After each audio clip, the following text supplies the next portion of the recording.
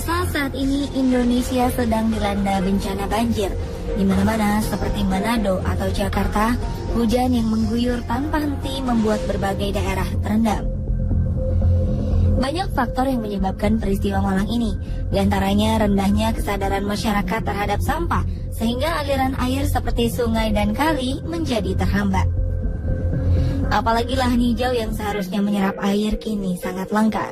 Namun di balik bencana ini ada hal-hal unik yang terjadi. Berikut 7 kisah unik di saat banjir, versi On The Spot.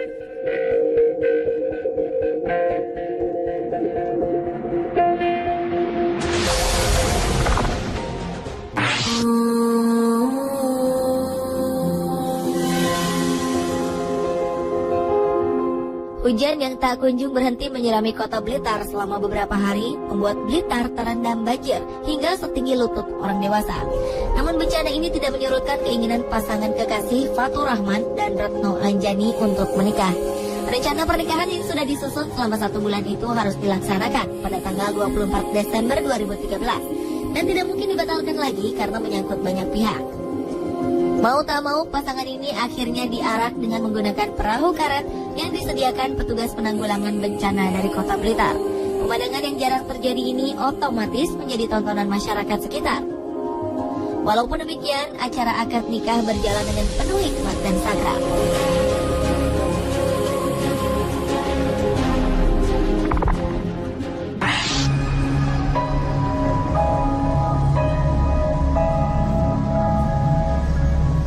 Pasca banjir yang melanda kampungnya, rumah Ram yang terletak di Dusun Laban Mulia, Kecamatan Karawang, Jawa Barat, tiba-tiba ramai dipenuhi warga sekitar.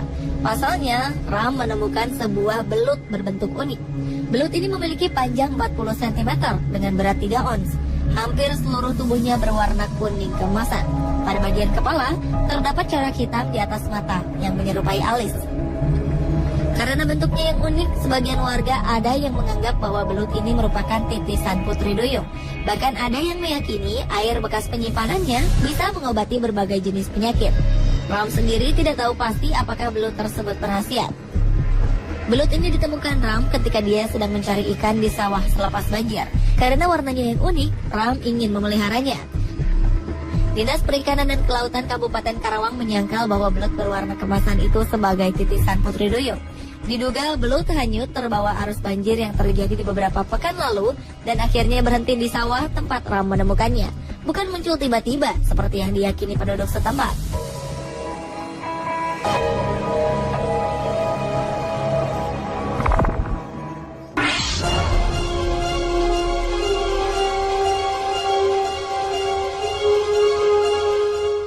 Kalau diperhatikan, musim hujan beberapa hari ini, ada beberapa orang yang malah mendapatkan rezeki di tengah bencana banjir yang melanda Jakarta. Ya, ojek gerobak dan pedagang perahu karet menjadi solusi bagi warga yang setiap hari harus melewati daerah banjir. Di saat genangan banjir menutupi jalan-jalan perumahan dan perkantoran, ojek gerobak muncul menawarkan jasanya. Untuk 1 kali menyeberang, rata-rata ojek gerobak mematok harga 10.000 untuk 1 orang, 50.000 untuk 1 sepeda motor. Di kawasan elit, penjajah perahu karet mulai bermunculan ketika banjir melanda perumahan-perumahan mewah. Harga perahu karet yang ditawarkan berkisar 300.000 sampai setengah juta rupiah.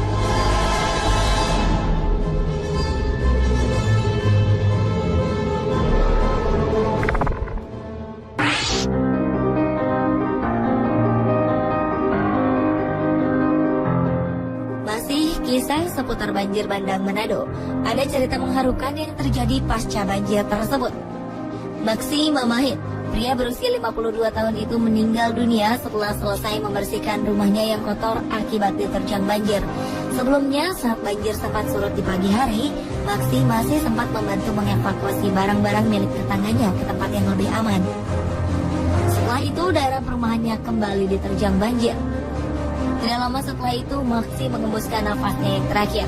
Warga menduga Maksi meninggal akibat kelelahan membantu tetangga dan membersihkan rumahnya. Ditambah lagi suhu udara yang dingin pasca banjir.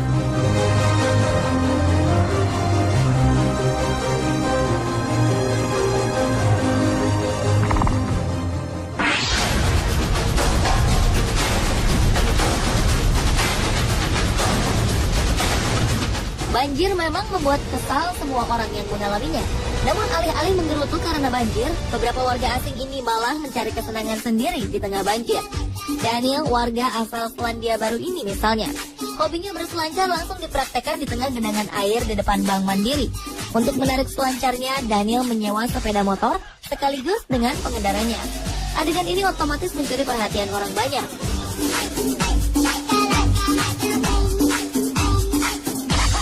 Tingkah konyol warga asing juga ternyata muncul juga pada banjir Jakarta tahun lalu. Turis asal Jerman yang bernama Tim Lehmann dan temannya Thomas Hauser dari Swiss menyewa sebuah pelampung untuk melakukan kesenangannya. Ketika hujan reda, Lehmann mencoba bersantai menikmati sore hari dengan tiduran di atas banjir yang menggenangi jalan MH Tamrin dengan menggunakan pelampung. Hauser kemudian menarik pelampung itu dengan tali dan berjalan-jalan di sekitar jalan MH Tamrin.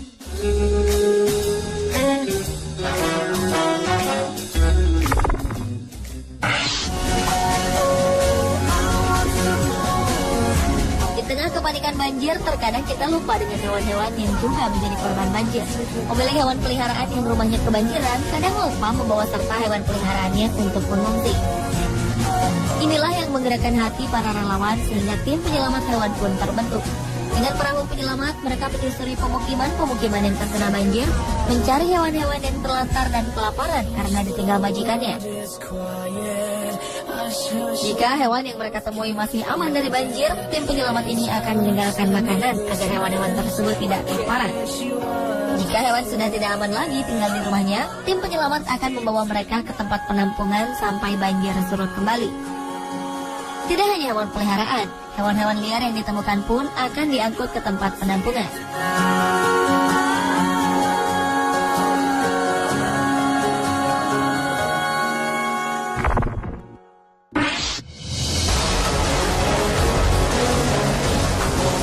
Masih dalam suasana khawatir dengan tempat tinggal yang direndam banjir, warga Muara Baru, Penjaringan, Jakarta Utara dikejutkan oleh penemuan hewan buas di sekitar Waduk Pluit. Tidak hanya satu, ada 3 hewan buas yang ditangkap oleh warga, yaitu biawak, ular piton, dan ular sanca batik. Penemuan ini membuat warga cemas. Agar tidak membahayakan, ketiga binatang tersebut langsung dikurung di tempat yang aman. Ular piton yang ditangkap panjangnya mencapai 4,5 meter. Ular ini memang tidak berbisa, namun lilitannya bisa meremukkan tulang manusia dan membelit tubuh manusia sampai mati. Ular sanca batik yang ditemukan panjangnya mencapai 6 meter. Ular ini memiliki bisa yang mematikan.